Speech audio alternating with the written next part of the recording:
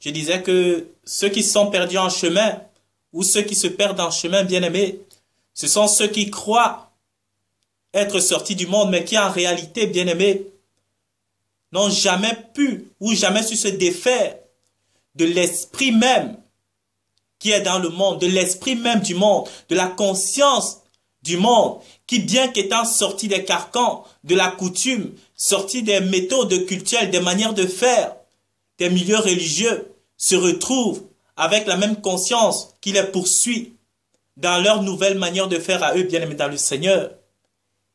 C'est ça, bien-aimés dans le Seigneur, parce que Christ, comme nous l'avons lu, dans sa prière, il dit à son Père qu'il n'a perdu aucun.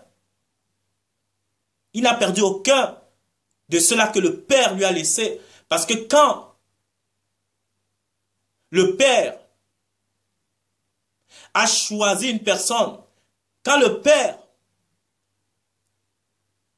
a élu une personne bien-aimée dans le Seigneur, ce n'est pas une affaire de favoritisme, parce que c'est souvent ce qu'on croit, que le Père est mauvais, le Père est méchant, que le Père, il n'est pas juste dans ses choix, il choisit les autres, il ne choisit pas les autres, il fait du laxisme. Non, bien-aimé dans le Seigneur. Les choix du Seigneur, la Bible dit que le Seigneur est juste, il est bon. Quand Dieu vient s'établir à une personne, c'est qu'il a vu la disposition de la personne bien-aimée dans le Seigneur, c'est qu'il connaît la personne, il sait que la personne, au cours du chemin, ne va pas se méfier de lui. Il sait que la personne, en cours de chemin, bien-aimé, il ne va pas dire parce qu'il manque telle ou telle chose que le Seigneur est méchant, bien-aimé dans le Seigneur. Que le Seigneur qui était bon hier, il devient méchant parce que en cours de chemin, il n'y a pas telle ou telle chose, bien-aimé dans le Seigneur. Ça arrivait au peuple d'Israël dans le désert. La Bible dit que ceux qui sont sortis d'Égypte, ce n'est pas tous qui sont rentrés dans la terre promise, bien-aimé dans le Seigneur. Tous ceux qui sont sortis, ce n'est pas tous qui sont rentrés, bien-aimés. Donc, il n'y a pas d'injustice dans le Seigneur, bien-aimé dans le Seigneur. Pourquoi est-ce que Christ pouvait dire là que ce que tu m'as donné, je n'ai perdu aucun? Parce qu'une fois que c'est le Père, parce qu'on dit toujours que ce n'est pas une affaire d'homme, ce n'est pas l'homme qui le fait, bien-aimé dans le Seigneur. L'homme est impossible de se libérer lui-même de la puissance, de la gouvernance de la mort qui régit ce monde si bien-aimé dans le Seigneur. C'est impossible que toi-même, par ta propre force en tant qu'homme, tu puisses te libérer de la conscience du monde, tu puisses te libérer de Satan, le diable. C'est pas possible. Il faut donc que Dieu lui-même, c'est pourquoi Christ lui-même pouvait dire que Seigneur, ce que tu m'as donné, Père, ce que tu m'as donné, je n'ai perdu aucun, parce qu'il savait que cela qui était à sa suite, c'est Dieu lui-même qui marchait avec eux. C'est Dieu lui-même qui conduit, c'est Dieu lui-même qui les fait au travers de lui. Christ lui-même, quand il marchait sur la terre, il disait que ce que je fais, je ne le fais pas de moi-même. Ce que je ne suis pas de moi-même, mais c'est le Père qui le fait au travers de moi. Et ceux donc que Dieu se choisit, ou ceux donc qui sortent véritablement et qui sont de Dieu, qui vont arriver jusque au lieu de refuge, c'est ceux-là même que Dieu, au travers de sa main, va conduire tout au long de la marche qui succède la sortie bien-aimée dans le Seigneur. Parce que c'est là où Dieu se construit en eux. Mais c'est le but, c'est que c'est Dieu lui-même qui le fait au travers de bien-aimés dans le Seigneur. C'est ça. C'est pourquoi ici, ceux qui tombaient, la Bible dit que ceux que nous avons déjà vus, ceux qui sont déjà arrivés, c'est l'ombre des choses à venir. C'est pour nous montrer, ici, on voit clairement, bien-aimés dans le Seigneur, que ce soit les gens de l'autre, que ce soit la femme de l'autre, bien-aimée dans le Seigneur. Ils étaient attachés à autre chose qu'à Elohim, leur Dieu. Ils étaient attachés à autre chose que la vie qui est Dieu. Et donc, ils étaient attachés à la mort. Même bien pour la femme de Lot, qui pouvait se croire être, parce qu'elle était sortie, ne plus être attachée au monde. Mais au cours des épreuves, au cours de l'épreuve de la marche, ben cela s'est révélé qu'elle n'était pas vraiment sortie de ce monde. C'est pendant la marche que se révèle notre vraie nature. C'est ce qui s'est passé, bien-aimé, avec la femme de Lot.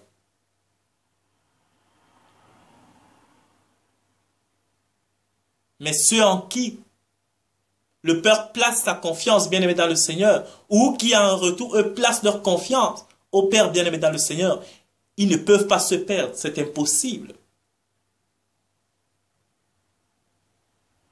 Parce que ce n'est plus eux qui le font. Parce que ce n'est plus eux qui vivent, mais c'est le Christ qui vit en eux. C'est Yeshua qui agit au travers d'eux, bien-aimés dans le Seigneur. Je ne dis pas que ces gens deviennent d'un coup des extraterrestres, non. Qu'ils deviennent d'un coup des génies, non, bien-aimés dans le Seigneur. Comme je l'ai dit dans le partage précédent, ça vient. De toute façon, comme même dans ce partage, ça le démontre, c'est une marche, c'est une étape. Et pendant la marche ne se fait pas en 30 minutes, ça ne se fait pas en 2 jours, c'est une marche. Et au fur et à mesure de la marche, Dieu se remplit en l'homme ou aux hommes qui ont placé sa confiance en lui. C'est comme ça. Que ce soit au travers de la connaissance, que ce soit au travers de la puissance, de la gloire de Dieu. Mais ça s'affine au fur et à mesure qu'on avance avec Elohim. Ça s'affine au fur et à mesure qu'on marche avec son Créateur, bien-aimé dans le Seigneur. C'est comme ça. Donc ce n'est pas, comme je l'ai dit, Christ, quand il vient, comme je l'ai dit dans le partage qui précédait, j'oublie, non, mais le partage précédent, celui-ci, Christ qui est la parole. Ouais, je parlais des ossements déchéchés dans le partage. Christ qui est la parole, il vient. Et quand il vient, il n'est pas séparé de l'esprit. Donc, quand il arrive, il vient en l'homme avec toute la plénitude de Dieu. Mais cette plénitude de Dieu, en cet homme ne se manifeste pas tout de suite. Non. Ça se manifeste portion par portion. Mais quand Christ vient, quand la parole vient, elle se manifeste tout entière. Avec puissance. Il vient, avec toute l'entièreté de la puissance. Mais au fur et à mesure de la marche, la puissance va de manière graduelle, la connaissance va de manière graduelle. C'est comme ça, bien aimé, que ça se passe. Mais ce qui est en ces personnes-là, c'est que ces personnes ont la capacité, ou Dieu met en ces personnes la capacité de ne pas se détourner de la vie qui est Dieu lui-même, pour regarder en ce qui est au monde. C'est ainsi, bien-aimé dans le Seigneur.